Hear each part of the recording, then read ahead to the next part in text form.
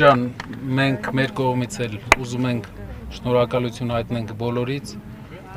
պատկերացնում ենք 2 ժամվա ընթացքում 3000-4000 մարդ է հավաքվում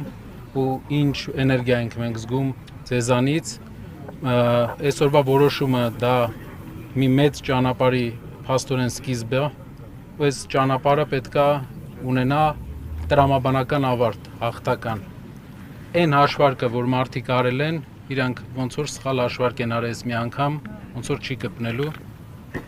Ես ուզում եմ բոլորիս մաղթեմ հետևողական ու ճիշտ պայքար,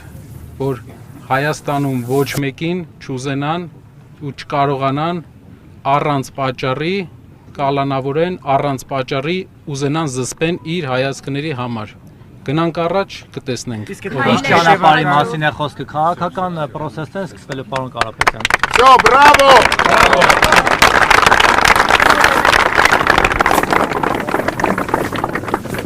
Պարոն Կարապետյան, ձեզ համար այս սցենարը, ներողություն, ձեզ համար այս ամենը սպասելի է։